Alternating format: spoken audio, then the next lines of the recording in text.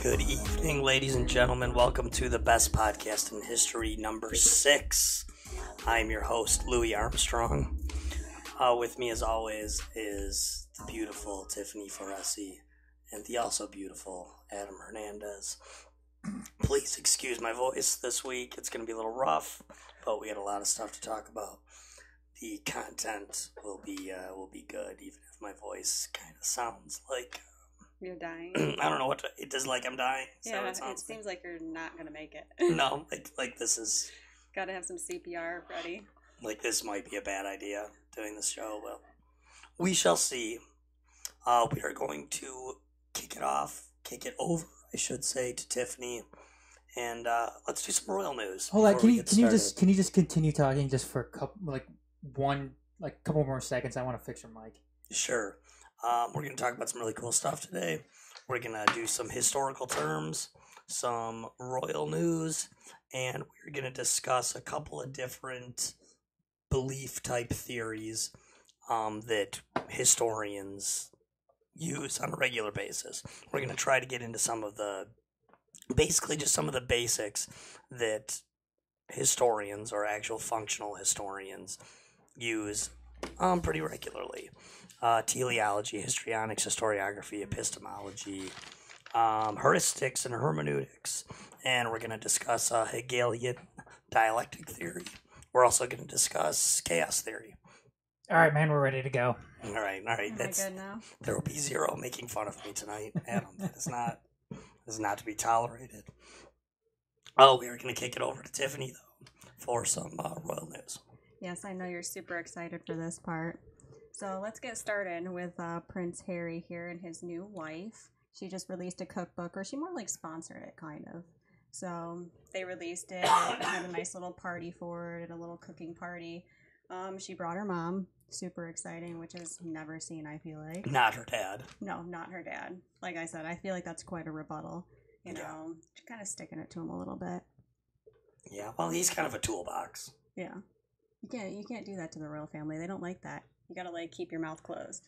What kind of food was in this cookbook? I'm intrigued. I mean, they just had all sorts of food. I mean, it was a lot of ethnic food, because London has actually a lot of ethnic background to it because there's so many immigrants. So I mean, she's a princess, though. Is it just like, are all the recipes just like call the servant and have her cook this? No, she actually likes cooking, though. I did read that. That was something. She used to have a lifestyle blog, I believe, and it was a lot about cooking and stuff like that. So I think this is something that she very much enjoyed. So, and Harry was there with her. He let her take the lead. Very cute, I feel like. Or maybe just, Yeah, he's looking kind of sappy lately. Yeah. That's what marriage does to you. Yeah, it does. It does. It makes you weak. You would know, right? I would know. I feel like you've only gotten stronger, bro. Yeah, thanks. We're supporting you. Thanks. Yeah, no, once, you get 2 marriages gone under your belt, yeah, it's just that which does not kill you makes you stronger. 4 more and you'll be Henry VIII. Yeah, that's right.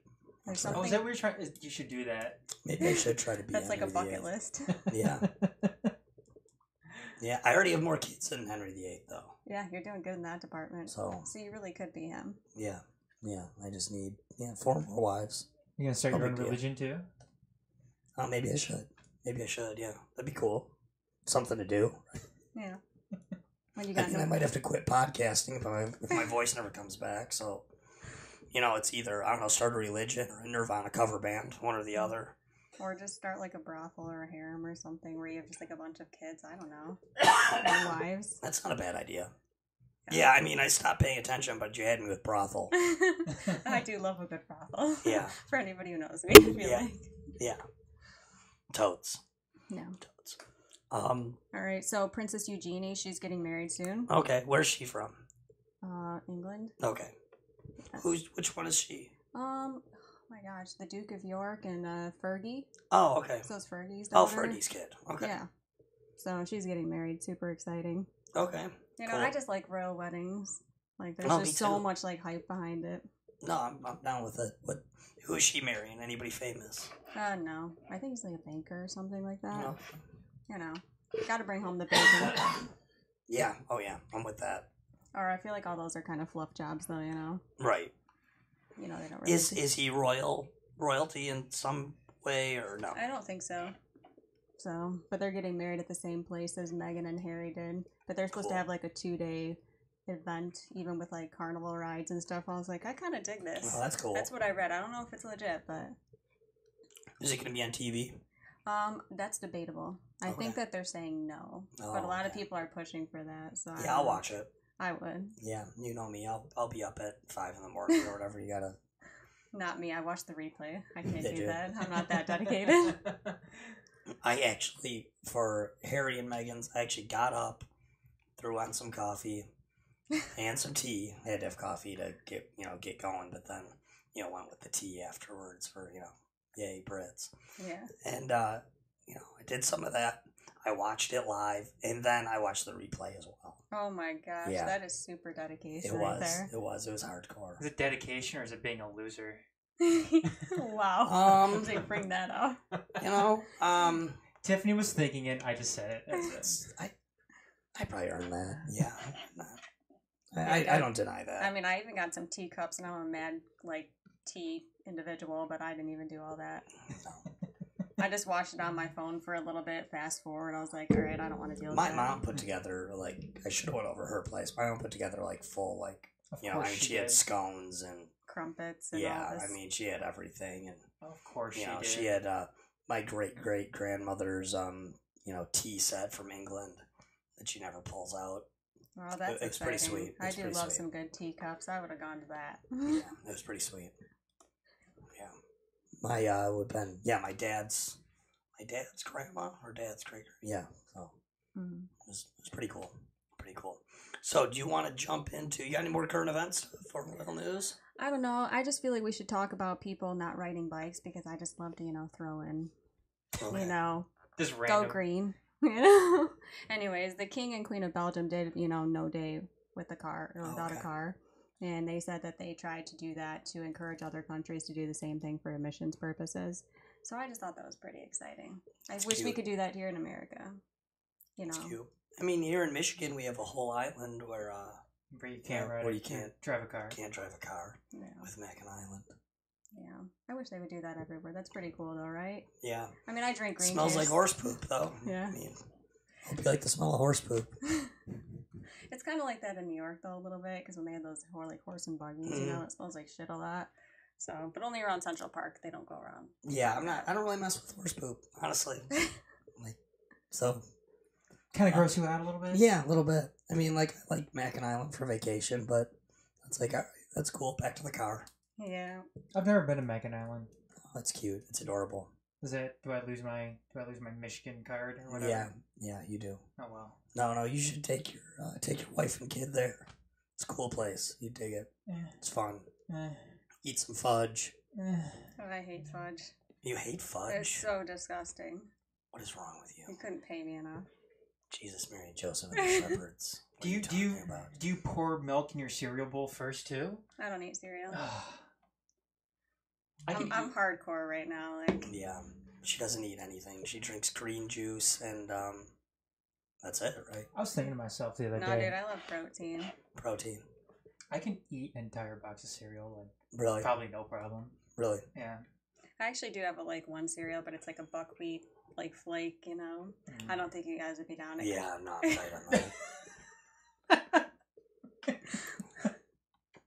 I have a tendency to even just scoop it out of the jar that I have it in without any milk. So it's just like a snack to me, though. Oh, right on. Josh is so into that. That's cool. He's like, I'm disgusted right now. Let Yeah. me whip out some beef jerky. Yeah. It's like Josh is getting sicker, probably. with all- Yeah, I would just be spending a weekend at Tiffany's place. I'd just be starving. Just okay. If he spent a week at Tiffany's place, he would probably leave, like run over a squirrel and start eating the squirrel. Maybe. Hey, dude, I got organic chicken and stuff like that. That's and something. some cod and salmon. So, like, Okay. I get down. Okay. Do you have any organic venison? No. No, Josh can't do it then. I do quite enjoy liver, though. I don't eat much venison though, because I'm a lousy hunter, so I don't. No. I don't have it very often. Liver? Yeah, it's actually pretty good. Isn't Soroka a big liver guy? Yes, he is. Yeah. Huh. Yeah. Former co-host. Yeah, and honestly, Michael I've touched a Soroka, yeah. liver before from a cat and stuff like that, and different things, and it like the liver is like the same texture. Yeah, It's, I like it's liver. kind of weird. I like chicken livers. Yeah, It's good stuff. I'm definitely a meat eater. Can't Yeah. help that. Yeah, totes. All right, so let's get on to this should we historical delve methodology. into this? This is pretty deep right now. It so, is. We're gonna even I get confused sometimes. So yeah, we're gonna hit this pretty hard. We're just gonna kind of cover some terms, and just give you a basis for what some of this stuff is, and kind of give you an idea of what we how a historian thinks, because when you're a student of history, you study history, but when you're a historian, you have to, of course, you still study history, but you also have to kind of go beyond and look at different methods of analysis. And some of this will kind of lead to some of that.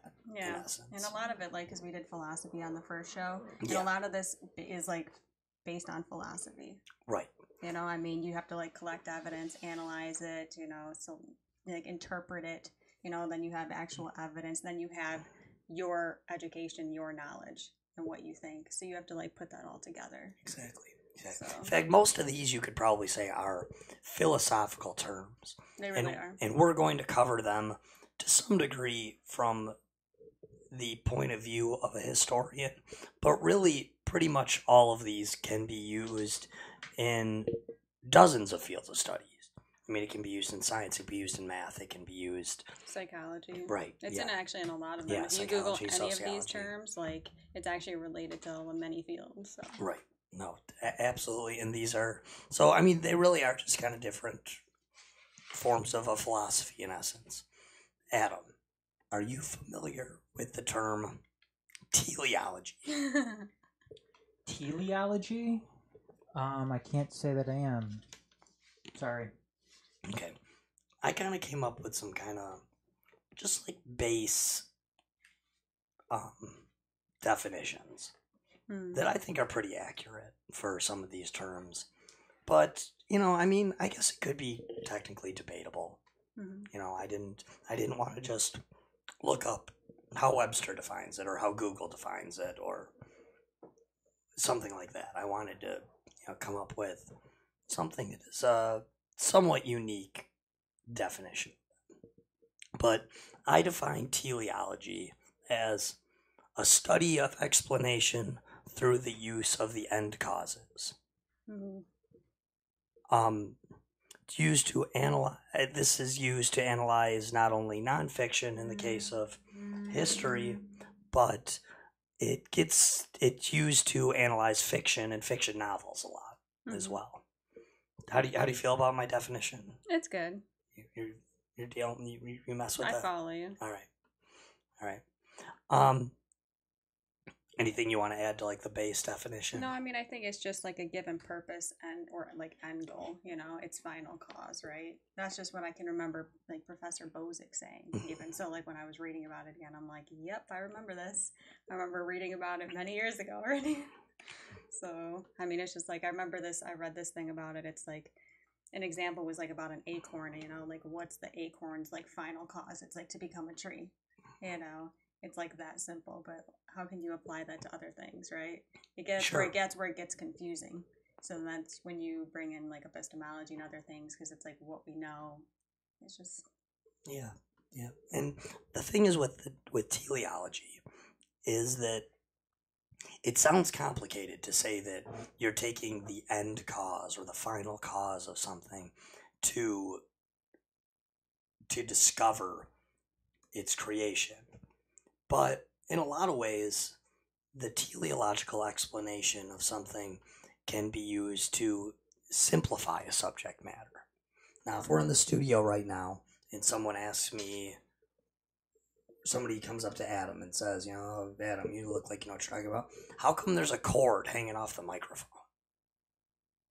And say, well, the cord is here to connect to the amp. And in essence, you're telling... to the mixer, but go ahead. Well, okay, I'm talking about maybe a microphone. Oh, okay. From a, if you're on stage somewhere. But yes, you're right. These ones connect to a mixer and it's amplified. But okay, you're up on stage and someone asks, why is the cord there? Well, the cord is connecting to the amp. Well, this is a base explanation or a teleological explanation because we know that microphones exist to amplify sound. Mm-hmm. This microphone was created for that purpose.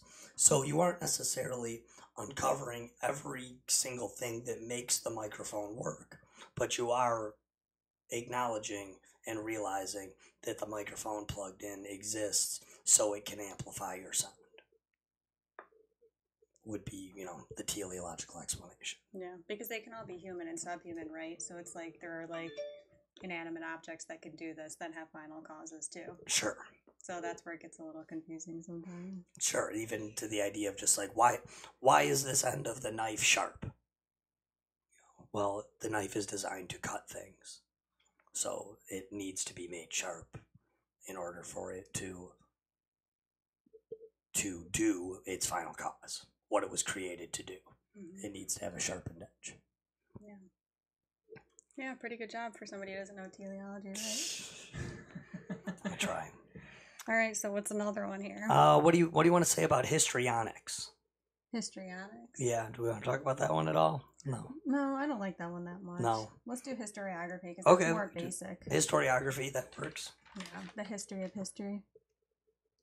I think that's the basis for most historians because that's what we do, right? How many historiographies do we do in like our graduate programs? Mm-hmm. And I can remember Professor Radulowski like grading mine, still like yesterday. So I mean, that's just like what we have to study, right? It's just like if I'm going to study why Henry VIII cut off the head of Anne Boleyn, right? It's just like you want to know and you put your individualness into it and you look at every source, right?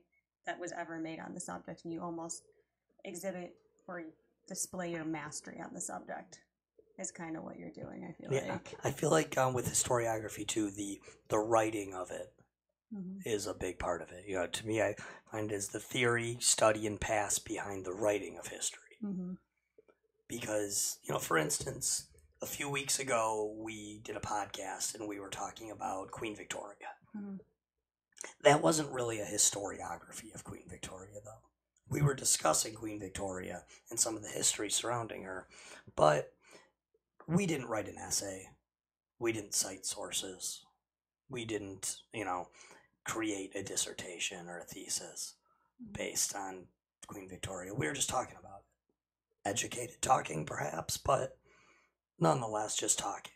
So I would say that a podcast, for instance, would not be considered a historiography. No.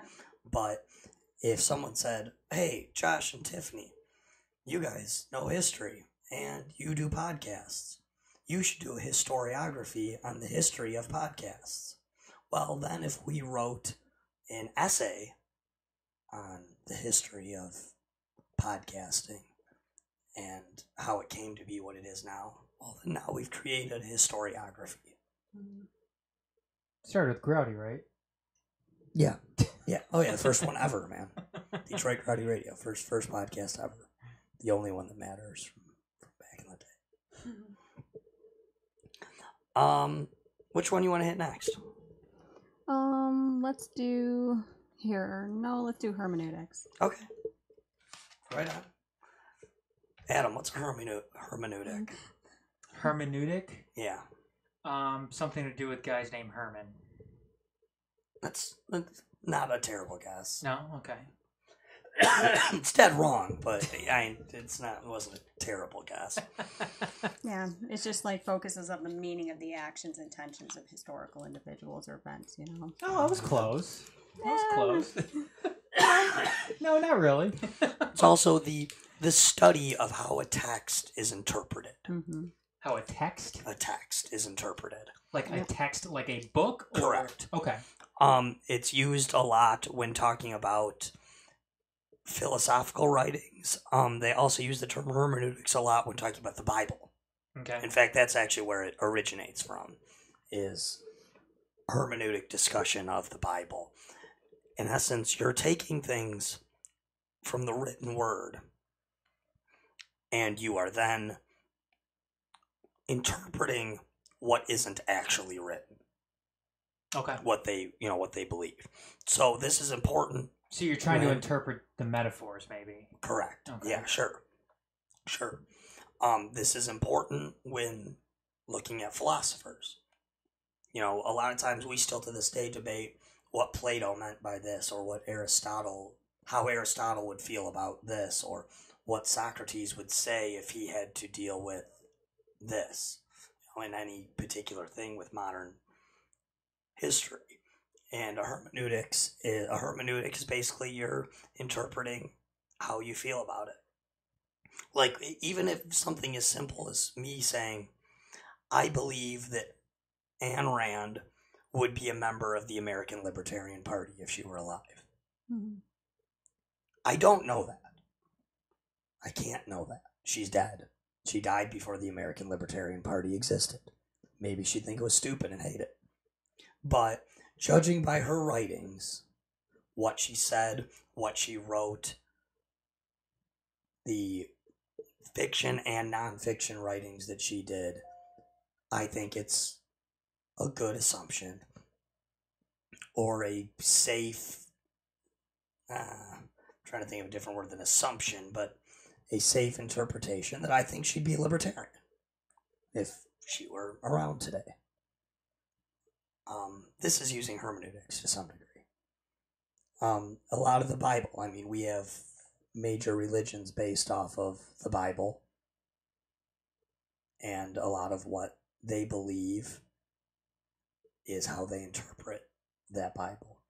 There's differences, though. They don't always agree. Or to look at the Quran, for instance. Some people who read the Quran believe that you are supposed to be out killing the infidel.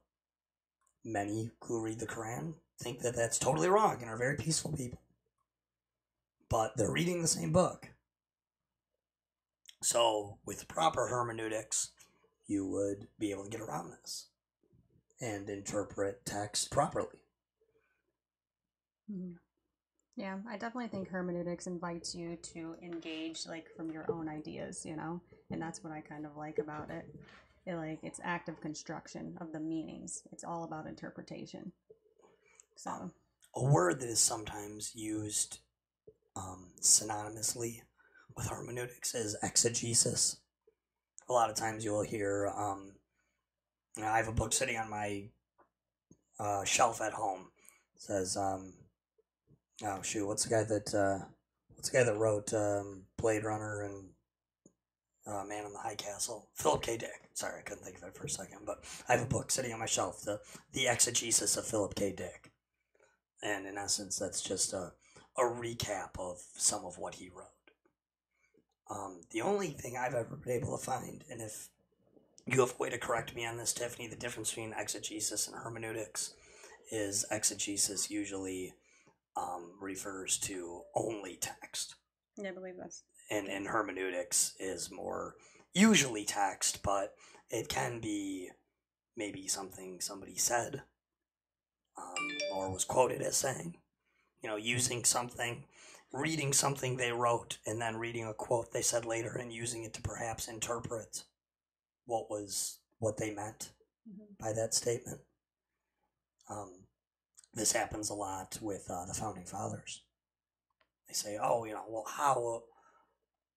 how pro-gun were they truly? Just by reading the Second Amendment. How are we supposed to interpret that? But they go back and you say, well, here Thomas Jefferson has a quote basically saying any person should be able to own any gun for any reason. So can that then be used to help interpret his text? Perhaps. You with us, Adam? I am. Cool. You want to talk about what heuristics are? Yeah, that's my least favorite one. But No, you don't like heuristics? Oh gosh, that's it. You leave with that one. Okay. It's like my problem child. I will go back to what I wrote. I define heuristics as a technique or method used to gain knowledge. Did you hear that, or is that crazy? Solve problems. No, tornado sirens are going off. Oh, is that what that is? Sorry, tornado sirens were going off. We were wondering if it was technical here. Okay. Heuristics, I would define as a technique or method used to gain knowledge, solve problems, or improve upon future outcomes. Some examples of a heuristic would be logic, or reason, or just simply an educated guess, or even common sense. Yeah, because what I don't like as a heuristic. Yeah, because what I don't like about heuristics is it actually is based it's not always optimal, right? It's more like educated guess or just like a guesstimate or profiling or something like that. Because it's used in many different disciplines. But I kind of think heuristics can be used. My favorite type of heuristic, I guess, is one based on consistency. The consistency heuristic is just showing that you're consistent in your views and that you're using logic or reason to maintain those. And I think when someone uses a consistency heuristic for their political views, I tend to have more respect for this. I guess it's kind of like, we just brought up guns before. Somebody puts somebody they know is pro-gun on the spot and says, well, naturally, though, you love children, so you must be for this upcoming bill, which will eliminate the possibility of having guns in schools. And now to use a consistency heuristic, they would say, even though I don't want guns in my schools, I oppose legislation that will supposedly fix this because I support the Second Amendment and liberty, and I wish to remain consistent in my views. I guess that would be an example of somebody using a consistency heuristic. Mm-hmm. Let me wonder, do you feel like heuristics is more abstract or concrete in your opinion? Or do you think it's both? I would say it leans more towards concrete than abstract. I feel like I'm more on the abstract side. Really? I feel like it's very abstract. Because I was thinking about it earlier. I was writing my notes for this, and I was just like, it feels like, because I tend to be more on the concrete side, like factual side, and I feel like it tends to lean the other way. Okay.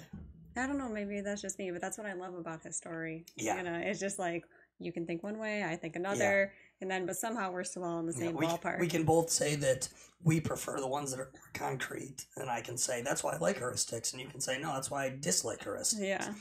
But that is what's different. That's what people love and hate about history. We love it, but that's what, you'll hear math guys say, like, no, I prefer math, because there's always an answer. Yeah. There's always a right answer. You can always put two historians in a room and they could probably argue about the same subject for indefinitely. Yeah. So that's what's great. Right. And you would say, well, but it's going to be concrete, doesn't it? No. I mean, there's a never an end point sometimes. Right. It's just always your viewpoint and my viewpoint. It's very abstract.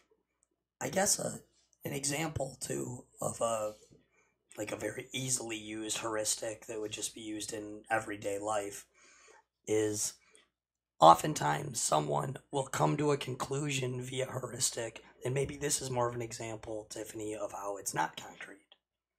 Is someone could use a heuristic with doing very little research, come to a conclusion with next to no research. Well, it would be like an educated guess, right? Right. You're just taking an educated guess. You're using common sense, right? So this that's would be what's very abstract. Because there's no concrete, right? If we use more of the concrete heuristics, then you have more of a concrete answer. But this is just it happens daily, but nobody knows what a heuristic is. We don't go around talking about it. Right. That's true. For instance, if Adam and I are arguing, and he's telling me that how Donald Trump is terrible, and we're getting heated, and he tells me 90% of Americans think Donald Trump is an asshole. And I say, that's not true. How do you know that's not true? Well, I just used heuristics to determine that that's not true. I don't actually know it. I didn't Google it. I didn't look it up. But I know that stat, by just simply using an educated guess and by using common sense, I know that stat's nonsense. I know that 90% of Americans don't think that. Because if it was 90%, he would not be elected, correct? Right. So you just have to use that logic. And one has to assume that, I mean, are we even certain that 90% of Americans Give a shit have an about opinion? Politics? Yeah. Are we positive that 90% of Americans could tell you who the president is? Maybe. I'm not sure. If we were talking about the vice president, that'd be an easy one. No, they definitely don't. But in essence, I just used heuristics to say, no, you're wrong. That's silly. And no, I didn't look it up. I didn't, but I have enough knowledge about other things, like most people would, to say that no, that's BS. That can't be true. All right, so what's next? Epistemology? Yes, let's do epistemology. Oh gosh, we could wait, be here for a long time. before we bust into epistemology, can I throw something out real quick on histrionics? Sure. Because histrionics a lot of times gets lumped in with the history terms when it maybe even shouldn't be. Because although it's not really a methodology in that aspect, but a lot of times people will confuse histrionics with historiography or with just history in general, and very different things. Histrionics, although it does oftentimes delve into history, is really just a histrionic as a performance containing an abundance of emotion or theatrical nature to achieve a greater effect. This is a chick crying when she gets pulled over by the cops because she thinks it'll make him go easy on her and not give her a ticket. She's, you could say it's theatrics, but theatrics implies that you're in a theater. So, if you're good with histrionics, you might make a great theater actor. But it's not really quite the same thing. It's the head coach of the football team who, has fake tears at his press conference because he's trying to show how much he cares about the community. Or it's the politician who is overly solemn about the fact that Harambe was shot at the zoo when really he probably doesn't actually care that much. Well, these are examples of histrionics.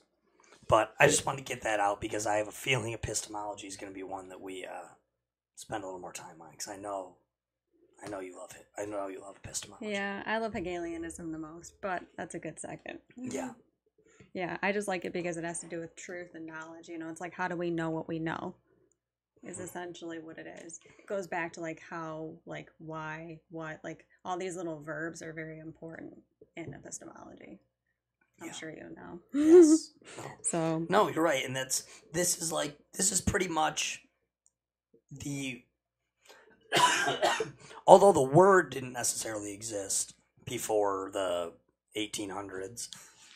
Not in English anyway. I saw its earliest root was 1856, but this is one of the oldest forms of philosophy. Mm-hmm. This is one of the very first things. You got to imagine the cavemen and cave women discussing this idea when they first are becoming aware of who they are. I mean, you run into it every day. It's like, how do you know what you know? What's truth and what's not? I mean, people have arguments every day about what is truth. Sure. So this has been in existence for many years. I mean, philosophers have studied it for as long as we can remember. And if you break down the word of epistemology, it basically means the study of knowledge. Yep. So the methodology, the theory, the understanding. The rationality behind belief. Yeah, and the validity of it all. Mm-hmm. But there can be epistemologies that are false. Yeah. If you are part of a cult. Who was the Kool-Aid guy? Jim Jones, right? Jim Jones, yep. I mean, the epistemology of the Jim Jones cult was whatever Jim Jones says is right.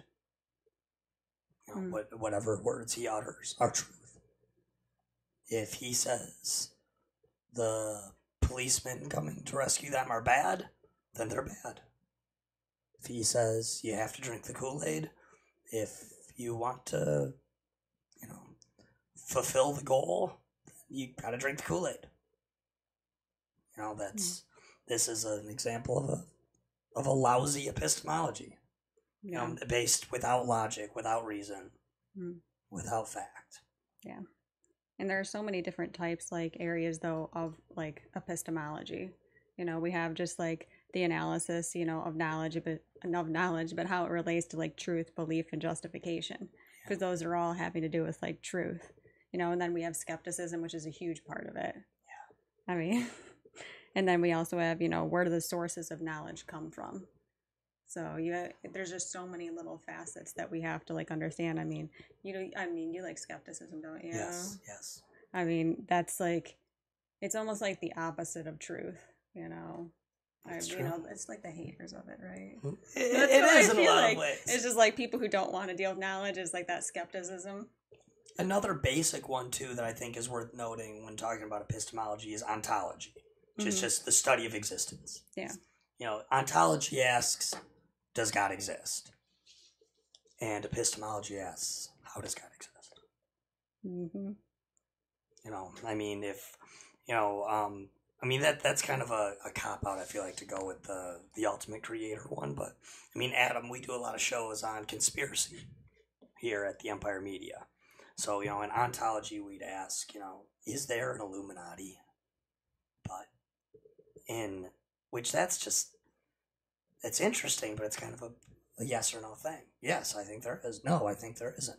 But it's the epistemology that is really the meat of the discussion. That's where you ask, how do we find out if the Illuminati exists? Mm-hmm. What do we do to find this out? What bit of knowledge do we need to confirm or deny their existence? And that's why this has just been a form of philosophy that's really been around forever. This predates Socrates. This predates all of that. Mm-hmm. Because, every human wants to comprehend the world that they live in, right? Exactly. But at some point, most people are going to fall off the wagon and say, I just accept what I know. Mm-hmm. At this point, they never try to enlighten themselves. That's true. Yeah. They become basic bitches, They don't care to go any further. And that's true, too. I like that, Tiffany, because it shows that philosophy so often gets accused of, you're just asking questions that can't be answered, so who cares?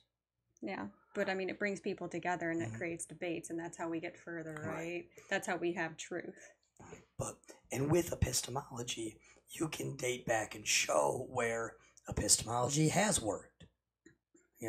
At one point, human beings found out we have to eat to stay alive. If you don't eat stuff, you die. And the epistemologists of the time would have said, why do we have to eat? Because we die. And at the time, that would have had to have been a good enough answer. You gotta eat, because if not, you'll die. Now we can actually tell you why you have to eat. No, we have digestive systems. It's what gives us energy. You can break it down. I'm no scientist. I'm no biologist, but you can break this down pretty easily, and there's biologists out there who can easily tell you exactly why you have to eat. Right down to what energy it's going to give you and how much you're going to poop out and, exactly what the food does for you. But back then, the epistemologists or the people, using epistemology wouldn't have been able to answer that. But they would have at least come up with, we got to eat because we die. And if we don't die, also, if you don't eat, you're really weak. You can't lift rocks anymore. You can't do anything. You can't function without some sort of food. So obviously this is our power. This is our energy. This is what gives us this. And that would be the philosophy that would break down those very basic things. Mm. Yeah. Anything else you want to talk about with epistemology before we No. break into your true favorite? Hegelianism? Yes, this is my favorite too. How can it not be? I mean, it really is. Of course, when anything Hegelian, there isn't really like a fun definition out there like I gave before. Because anything Hegelian is just a study of the German philosopher G.W.F. Hegel. Yeah. It's just his philosophy, in essence. Yeah, and then the dialectic that's used because of it. Yeah, I mean, I feel like the way he thinks, it's very deep. Like, I feel like it's very enlightened, you know? I mean, his is all about the endpoints and totality and why are you here? Yeah. And, like, after you read that, you're like, dude, how can you go back and not read this? Because it's so amazing. But, I mean, there's just so many different points to Hegelianism, whether it's the dialectics or just what he thinks, even thinking about the subconscious. There are so many different things that he thinks about. I mean, and I think he based his off of, like, didn't he base his off of Aristotle, am I correct? I think so, yeah. Yeah, so he just, like, kind of read Aristotle and then took what he wanted from it and made his own Hegelianism. And from him you get the term absolute idealism. Oh, yes, that is something you'd love to say. And the quote from him that kind of sums up a huge part of it to me is, the rational alone is real. Mm-hmm. And what he's saying is that although it seems complicated, in a lot of ways, Hegel will throw away some of the minutiae that goes along with finding truth. And he will say that all we know for sure are the rational truths, the absolute idealism. We know, so let's focus on that and draw our conclusions based on that, not on little assumptions that came up before that or along the way. Because he says all of reality is capable of being expressed in rational terms. It's always what he said. But I mean, absolute idealism, though, I love that idea. Like, love it so much. But what I don't love about Hegel, and this, like, kills me to even say it, is that he doesn't love individualism. No, he does not. He loves the collective.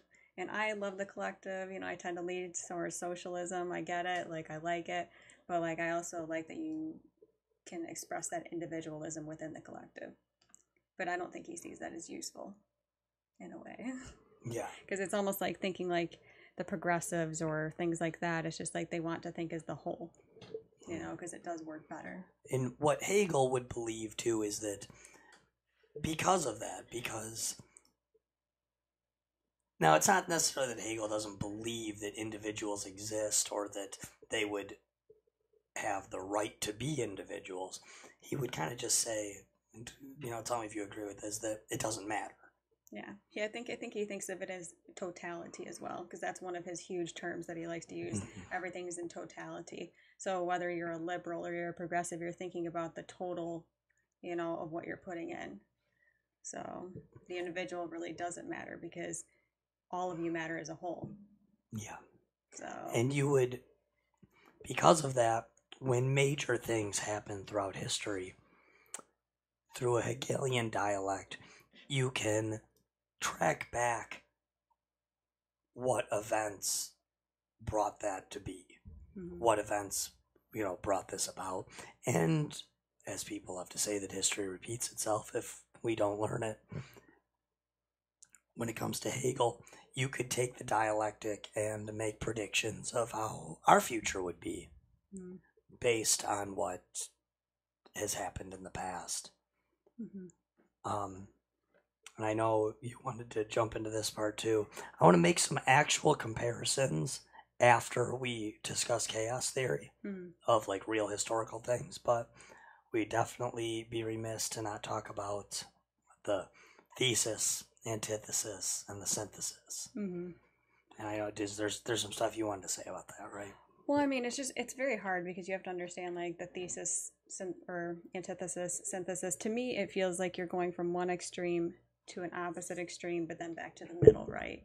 So like we even talked about it earlier. I said, you know, it's like capitalism to communism to socialism, you know, or if like people need to go to the bank, to draw out some cash, right? That would be your thesis. Or the antithesis would be it's not necessary to go to the bank to draw out money, but then you would say, what would be the result of that? People, develop ATMs so they can do things at convenience. It's a very, very basic theory, right? Mm-hmm. So it's something like that, but it gets very confusing. You can use it for many things, though. A basic one, I mean, there's so much more to this, but I know a lot of our listeners are here in the United States. Mm-hmm. So if you look at the American Revolution, for instance, well, the thesis behind the Revolution, the Declaration of Independence, is wanting freedom and liberty, right? And wanting to break away from a tyrannical throne. The antithesis of that freedom, of that wanted freedom, would be war, all-out war, which is what you have with the Brits in the Revolutionary War. This becomes the antithesis of the very thing that they want. Mm-hmm. But then when it's won, now you have to decide what exactly that freedom you wanted will be. So I guess then the Constitution and George Washington and what comes to follow is the synthesis to that system. Yeah. Now that's very much oversimplifying. Of course, we could do an entire show on that. I just simplified like 2 other ones. Yeah. So you're like, it's hard because you can literally use it for anything, right? Right. It's just you're trying to find a common middle ground, is what I feel like it is. It's in layman's terms, right? I mean, we can talk about it historically, but in a layman's terms way, it's just you have to just think about one extreme to the opposite, right? So if you're like free, or I'm sorry, you're like a slave, and then you're free, and then you have to go back to what that middle is, right? So then maybe you go and you're a part of a country that has laws and constitutions, like you were saying. So it's very much the middle. But I mean, there's so much to say about Hegel. So. There is. I mean, I just like that he thinks everything in totality, and but he even says that life is made up as moments, right? So it sounds very basic, but it's made up of moments.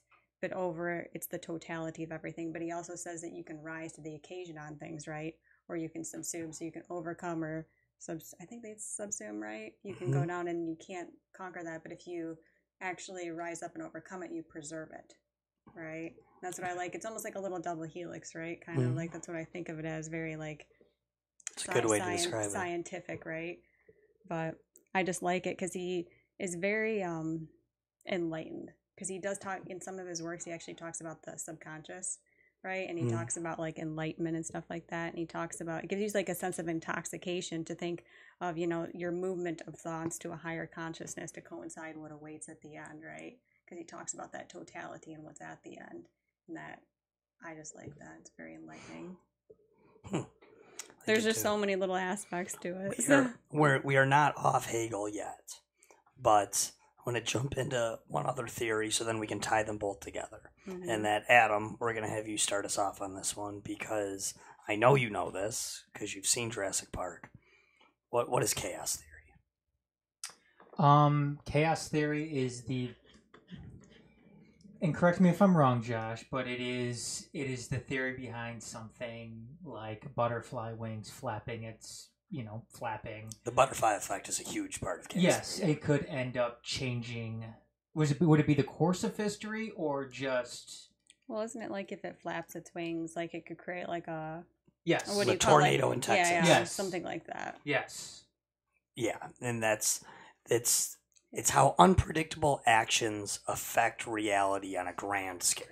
Yes, that's the water thing, right? Yeah, where he drops the water on Ellie Sattler's hand while he's flirting with her in the Jeep and shows that. And they actually, Ian Malcolm's explanation of chaos theory is very good in that brief part of Jurassic Park. It actually is pretty good, although it's more of a better explanation of the butterfly effect, which is a part of chaos theory. Mm-hmm. Yeah, I feel like it's just a science of surprises and stuff like that, things that are non-linear and just... If one fully believes in chaos theory, then you could say that, in essence, it's nearly impossible to predict the future, to predict what will happen. I mean, if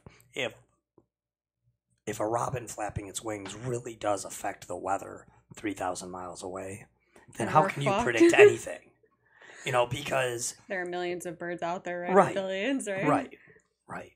So, I mean, an example of this would be, remember the 2000 election where George W. Bush barely beats Al Gore. Hanging chicks. In essence, although there wasn't, although the popular vote wasn't this close, it came down to Florida, which in essence was down to about 300 votes. So the presidential election, in essence, you could argue was decided by 300 votes.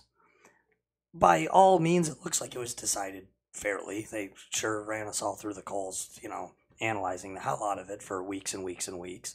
So you got to imagine that they came to the right conclusion. But with those 300 votes, that's like a car accident. Could have changed the outcome of that. Say one semi got turned over on a Florida freeway and blocked off an exit to a voting booth. And those 300 didn't make it there. Yeah. Now we have a new president for 8 years. And we have a different president when 9/11 happens. And we have a different president now when, do we still go to war in Afghanistan? Who knows what happens? All because, somebody looked down at their phone on a freeway. That could be chaos theory. That one person voting differently, or one animal darting across the road, could affect things on a grand scale. And this is basically, what if Hitler's mom was nicer to him? What if he didn't, what if a Jewish rabbi helped teach young Adolf Hitler how to tie his shoes when he was 6 years old? Well, yeah. Does he not then go on to write Mein Kampf? Does he then not begin the beer hall push? Or what if he never fights in World War One? Right. Or what if he dies in World War One? Yes. That's not butterfly effect, though. It is, though, because that one thing happening. How many thousands? It's like a ripple effect, Yeah. How many tens of thousands of people died in World War One? If Adolf Hitler gets shot, catches an errant bullet, now does that mean World War II never happened? No, that's fair, and I think that's legit. I just think the more broader things that you were talking about, like the butterfly wing thing. Mm-hmm. I think that's bullshit. I think the butterfly wing is bullshit, but that's designed to be an extreme example. Yes. It's designed. I think that's bullshit because the butterfly effect, the idea of the butterfly example is to show how often these little things are happening. That did the next Adolf Hitler just die in Iraq yesterday? And we'll never know. Because he died, now it won't happen. Now that's what chaos theory would say. That if Adolf Hitler didn't make it home from World War I, a very big possibility, especially since he was injured, I believe he was shot. Actually, a British soldier, I think, maybe saved him, or something crazy like that in World War I. According to chaos theory, or one could say, according to chaos theory, that World War II wouldn't have happened. According to Hegel, and Hegelian theory, not the case at all. It doesn't matter. Hitler dies in World War I. There's too many things too many rationales, too many absolutes that happened before World War II that brought about World War II. Yeah, there are too many causes that were already there.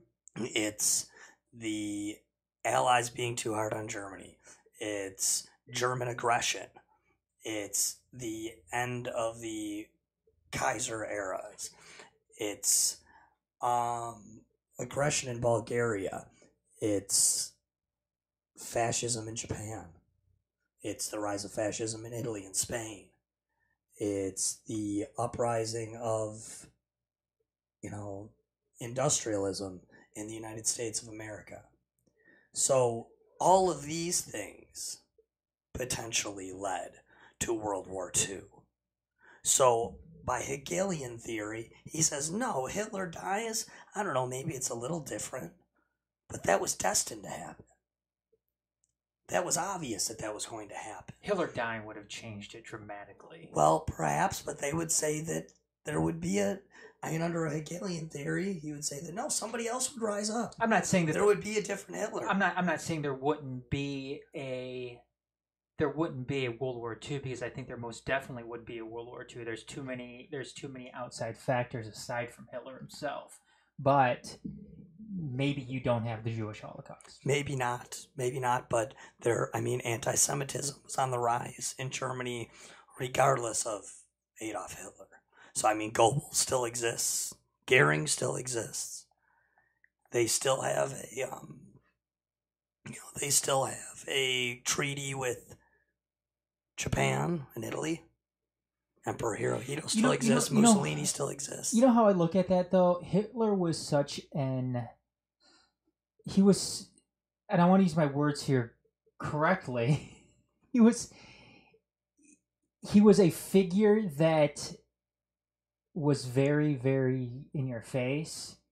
He had a knack for words and speech and persuasion that good with histrionics. I don't think you would have the same type of following if it was Goebbels or anybody else. Kind of like how we saw with they found another stooge. Well, kind of like how we saw with Osama bin Laden.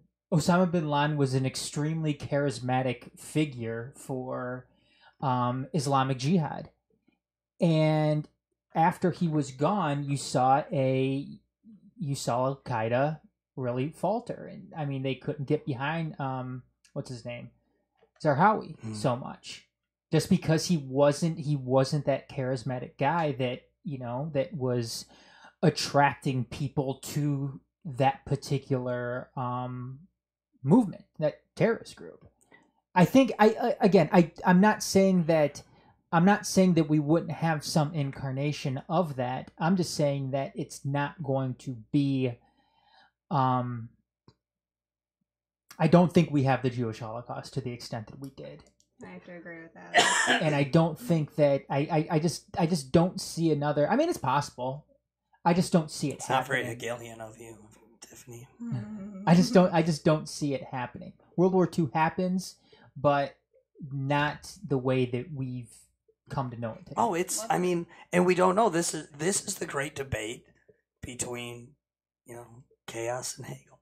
This is where you meet in the middle somewhere, basically. Well, it's like the same thing you're saying is like when Trump got elected, right? He's kind of like a Hitler, right? Could anybody else hijack the Republican Party but Trump? It's possible. It's possible, but do they have that same character and persuasion that Trump had? No, they don't. We kind of saw it before. Chris Christie was kind of sort of going that route, but he ended up turning out to be Donald Trump extremely light, which is weird to say when you're talking about Chris Christie, but it's true. That was Chris Christie's role in the GOP, was what Donald Trump ultimately became to be. Yeah, an obnoxious guy. An obnoxious, But yeah, you get stuff done, so who cares? Yeah, and you look at Chris Christie now, and he's like, wow, he's nowhere near what Donald Trump ended up being. I'm with you. I think the GOP would look extremely different right now. Obviously, if Donald Trump wasn't there. Now, you could say that, okay, so, the Jewish Holocaust aspect of World War II doesn't happen with Hitler. But on the other hand, you could also point out, that's like the political aspect of Adolf Hitler early on. But Adolf Hitler was also a terrible military strategist. So if somebody else is leading the Germans. But in Rommel World War was an II. extremely... Yeah, and maybe they're actually going to let Rommel do what Rommel wants to do. And maybe they're going to have somebody who isn't as obsessed with killing Jews and, Nazi occultism and some of the other really goofy things that Hitler was into. Then perhaps Germany wins World War II. Mm-hmm. Another huge aspect of this. I know we want to get to our LISTory. Yeah, I don't think we have much more time here. No, we don't. So let's jump into it. Yeah, let's. We basically just picked, this is an easy one this week. We just picked our top 3 favorite people to study. Is that a good way to describe it? To apply our historical method to, do we want to say that, or yes, methodology? I think so. So I can't wait to hear yours. I feel like I already know. Okay, you already know? At least a few. Okay. Is it because you're looking at my piece of paper? I can't see that far, bro. She doesn't have her glasses on. Yeah. That's true, she doesn't. I'm like, oh, God, am I right? Okay, I will. Tiffany predicted that all 3 of mine would be American. Not true. They're not all American. I feel like one of them might be more from Eastern cultures, maybe. Perhaps. Close. But no, I'll do my number 3. Okay. And this is in particular order. I'll go one. Can I give her a hint? Of importance. My number 3. Well, can I give her a hint? Because she said one was Eastern cultures, and that kind of hits on one. Give her that hint when I get to that one. Okay. So my 3rd one is my only American. Oh, number 3. Only. My only American. It's a president, though, for sure. It is, but not so much for what he did as president, but it's James Madison. His writings with the Federalist paper. He is a wartime president in 1812 and wrote the Constitution. Josh loves his Federalist papers. Oh, gosh, do I know about that. Tiffany had to sit through lectures for me on Federalist papers while we were in I might grad have been school. sleeping. And she loved it. Yeah. I can't say I know that much about James Madison, so. Plus, like me, she wasn't listening to you that day. James Madison was the shortest president. Was he? How tall was he? 5'4". 5'4"? Yeah. So I like that too. I like short people. Do you? Yeah. We don't like short people, Adam. Sorry. Yeah. Sorry. We're not a Porter Short People Club here. You're shortists. All right, what do you got? Want to throw one at us? Marie Antoinette. I know. Of course. Is your list all chicks? No. No? I'll try to hide the last one. She's gonna drop a bomb on you in the last one. Oh, Yeah. really? Okay. Yeah. Marie Antoinette. I know that's your girl. Well, it's one of them. I just like her because she has such naivety, that makes her so appealing. And that her time period just is very appealing to me. And I actually watched the movie Marie Antoinette because I've seen it many times. I just watched it again the other day, and I'm thinking to myself, like, what the fuck is wrong with her? Like, I'm just like, is this real life? I'm thinking to myself, like, are you that, like, I don't want to be rude about it, but I said, are you really this retarded? Like some of these people prepare their whole lives for roles like these, but yet they're still so uneducated. Yeah. So that's what, it's just so crazy. Even, who did she marry? Louis the 16th, I believe. And that they were both just like so naive, yet they were just there frolicking around Versailles. Mm-hmm. It's like comical. Yeah. I'm thinking to myself, it's not that I like love her. That's why I love to study about her. It's just interesting. Like, I just like want to know what goes on in her mind. They're comparable to like Paris Hilton. Yeah. I feel like. It's like leading the simple life. It's like the blind leading the blind. Or were they the socialites of that? Was she a socialite at that time? She was Queen of France. Was she a socialite though? Before that you're talking about? No, I think she just grew up in Austria. She was pretty like, she was married off at 14 or 15. Just, I don't know, pretty closed off life before that. So, yeah. It's pretty crazy. That's how you get beheaded, dude. You don't know shit. Yeah. Yeah. You gotta really piss some people off. Yeah. Like, she's just so worried about, like, she's very good at the external things, but she just really doesn't know anything. Like, nobody educates her. Like, nobody around her seems to be educated. It's just, like, it's just weird. Because Louis the 14th, I don't really like him that much. But for some reason, he was able to get shit done. I like Louis the 14th. Yeah. I do. He was able to move all the nobles from Paris to Versailles and get them to do exactly what he wanted. Plus, he was king for 70 years? Yeah, or something? A long time. Pretty cool. Yeah. Pretty cool. All right. My next one is female. You know who it is, right? Who? Oh, you don't? Yes. No. Because you never paid attention in college, did you? No. When I was talking. I didn't pay attention ever. That's not true. We know you paid attention.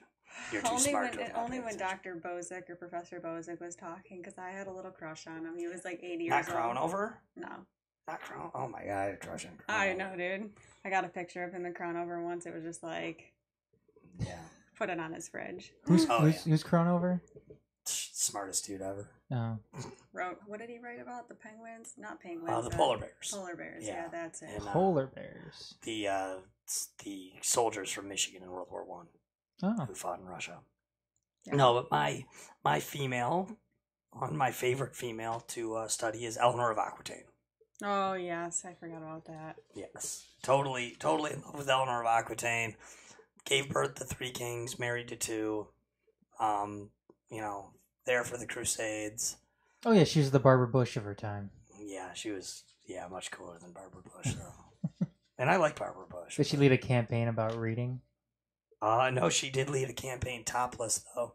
Oh yeah, that's right. I remember you saying that before. To get all the soldiers to move faster. Yeah, I remember you saying that. Yeah. No, she was Josh's real woman. reason why he likes. In a time when women, she's very liberal. In a time when women were not allowed to do anything, she managed to do everything, and I appreciate that. I mean, she's a pretty a cool fascinating person to study.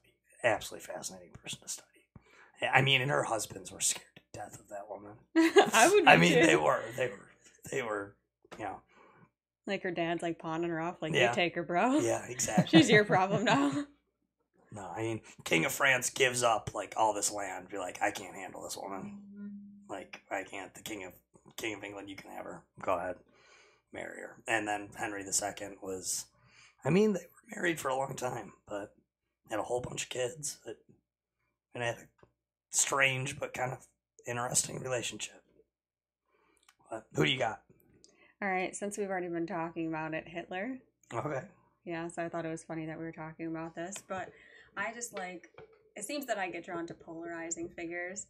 I just like that he's such a strategist sometimes, and he has such a persuasive, like, ability that it just, like I gravitate towards that. You know, like, how can you actually change the minds of all these people, use all this propaganda, and actually just change the way the world works, you know, or what happens in the world. Isn't it important, too, that obviously people study a guy like Adolf Hitler? I mean, because you always go back to that old notion of, history is doomed to repeat itself. And just think about what... I hate to use words like this because we all know how evil and terrible Hitler was, but think about what this guy accomplished. I mean, he's basically a peasant from Austria, a corporal in World War I, who goes to jail, writes a book, who, if you've ever read the book, you see that he's not the smartest guy in the world. No, he's really not. The book sucks. I mean, aside from, like, all that hate, and, yeah, I know, no, the hate, the book is evil, but aside from that, the book seriously sucks. Mein Kampf is, like, a terrible read. Mm-hmm. Because he's no master of literature, he just has an ability that not everybody has. Yeah. And he sees things and he just makes it happen, I feel like. Yeah. Oh, and then he becomes, the most famously evil person, perhaps of all time. Yeah. So, like, how could you not want to study that? Yeah. No, it's absolutely fascinating. All right, who's your number 3? My number 1. Oh, number 1, sorry. Oh, yeah, we're number 3. However we're counting. Adam, did you want to? Oh, yeah, this guy destroyed, would it be fair to say, a huge aspect of the Eastern world? Yeah, I think so. As he covers up his face. I know she's trying to cheat. No, Genghis Khan, no. Like, some Art of War stuff? Close. I named one of my kids after him. I don't know all your kids' names, bro. Alexander the Great. Oh, yeah. And the main reason I love to study Alexander the Great, aside from just fascinating figure, fascinating individual. But I love philosophy, but I also love studying the war aspect of it. And when you're looking at Alexander, you have to look so far into both. I mean, military strategy wise, you're looking at a guy who, I mean, the greatest general of all time. Every battle he fought was against ridiculous odds. And he managed to just continue to win and win and win and take out Persia. But at the same time, Alexander the Great's trained by Aristotle, who's trained by Plato, who's trained by Socrates. So you have this guy that he's the philosopher warrior, you know? I mean, and that's why I absolutely just love to study this person.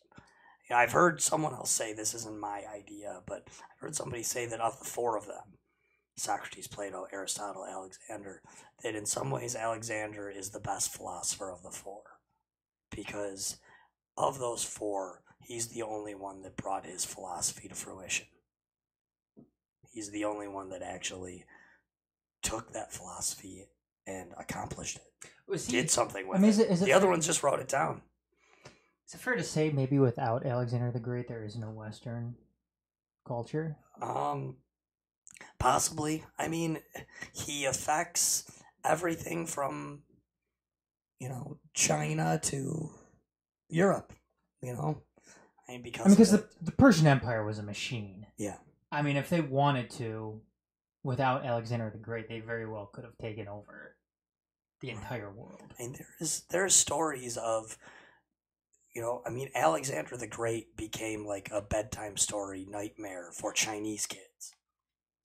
Because it became like, oh crap, is he actually going to come all the way over here too? I mean, like, that's something like you're tucking in your kids, like, go to bed or Alexander will get you. I feel bad for them now. You know. But to me, my absolute favorite person to study. And that stupid movie, that Hollywood movie. Colin Farrell. Yes, with Colin Farrell is complete ass. It makes you angry watching it. Yeah, I can't. I've actually never gotten all the way through it. Anthony Hopkins is in it too. You're thinking I just can't do it. Can't do it. So, who's your last one, Tiffany? I'm we'll sure close you it know. up. I do. All right, Anne Boleyn. Yes. Yeah, I just like her because she has such perseverance, and she uses just the power of like the feminine being, right? Mm-hmm. Like what could she do that was so great to change the mind of somebody that was so powerful? And that's like what's amazing about it. I mean, he literally broke with Rome to marry her. Like, how good must you be? Yeah. But it's not even about that, because, I mean, on record, they didn't have sex for many, many, many years, right? You don't know, obviously. We don't know that, but, I mean, that's what we have recorded. So, like, how, like, strong of a relationship can you have with somebody? Like, how powerful is this other individual that you're standing next to? Because, obviously, she's equal or better than Henry. Right. To have stepped up to the plate to do that. And, I mean, there's a lot of backlash that she has to endure. So you have to say, like, I mean, yeah, she might want to be queen, but, you know, there's always a cost to that. So there's just something intriguing about her personality, too, where, I mean, all six of Henry VIII's wives are, to me, very fun to study and look at, but there's something about Anne Boleyn that she is very much more interesting than the other five. Yeah. I mean, she literally just persuades him, you know, to come to her team. Right. And he just stays there for years. He literally does whatever that she wills, you know, to happen. Mm-hmm. I mean, you have to be pretty powerful and convincing. I mean, you have to have some awesomeness about you, I feel like. I think you're right. I mean, I just love her. I've read like 4 biographies on her, and they're all just, you know, the original Eric Ives, he laid it out in great detail, and she's just amazing. I mean, she took what her dad or her parents wanted for her to be, and she made it better. She says, if I'm going to do it, I'm going to do it my way. I'm not just going to be his whore. I'm going to be a queen. Yeah. So she reached for the stars and she did it, but she got her head cut off. Yeah. It happens. Well, you seem to like people that end up getting their head cut off. Or kill themselves. Pretty tragic endings. Yeah. Yeah. No, that's true. Hey, I think this has been a fun show. I hope people followed. I hope people, like some of our ologies and theories and, that we went over today. And I hope you kind of can take them and delve a little deeper and find out where you agree with us or disagree with us. And, there's a lot here. I'd love to study, to cover some of this stuff again later in the future. But next show we'll probably do something more kind of traditionally historical. We haven't done that in a little while. I feel like this is pretty traditionally historical. Oh, this is a historian's dream, this show, but... Yeah. This is the basics. Yeah. This is like really Historian 101. It really is. It really is. This is like Historian 501. This is like the beginning of your... Well, this is like the graduate. Yeah. This is more the advanced level. Yeah. Because they don't teach you this in your undergrad. No, you get an undergrad in history, you learn about history. And that's great. That's how it should be, You learn about history, but when you do a graduate degree in history, you learn how to be a historian. You learn how to study history. Right. And that is where it's different. Mm-hmm. Thanks, everybody, for tuning in. I am Josh. Hopefully, my voice will be back for the next podcast we do. If not, I guess this is just, my misery forever. This is your new normal. Yep. And, it might be harder to listen to, but I know Adam and Tiffany think this voice of mine is super sexy. So we'll just, we'll just keep rocking it. But anyway, I'm Josh Auslander for Tiffany Ferresi, for Adam Hernandez on the boards. Thanks for tuning in to the best podcast in history. See ya.